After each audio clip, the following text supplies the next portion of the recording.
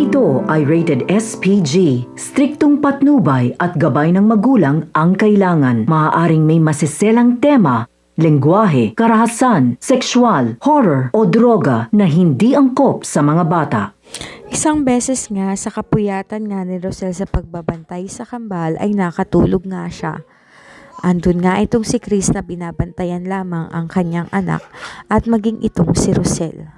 Sakto naman noon ay bigla namang gumalaw ang kamay ng dalawang kambal. Dumating nga ang doktor at chinek ang dalawa.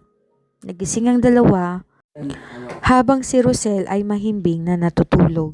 At nang magising nga itong si Rosel ay nakita nga niya na nakangiti ang kanyang dalawang anak. Nagulat nga siya at tinanong pa niya ang dalawa kung totoo nga ba nagising na sila. Iyak na iyak si Rosel sa katuwaan nang makita nga niyang buhay at maayos na ang kalagayan ng dalawang kambal. Tinanong nga nitong si Tyrone, itong si Rosel, kung totoo nga ba na natanggap niya na itong si Chris at napatawad niya na.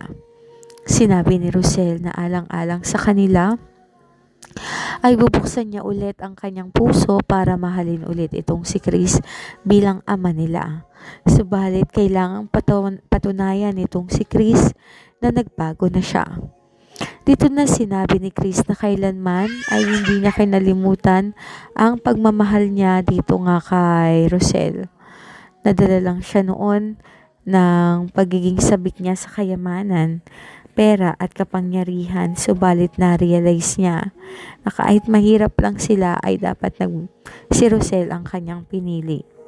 Nung mga oras na yon ay masayang pinagmasda ng dalawang kambal itong ang si Rosel at itong si Chris. Sinabi pa ni Chris na araw-araw niyang patutunayan kay Rosel ang pagmamahal niya dito. Humingi din siya ng tawad sa lahat ng pagkukulang niya sa kambal at sinabi niyang babawi siya sa mga ito.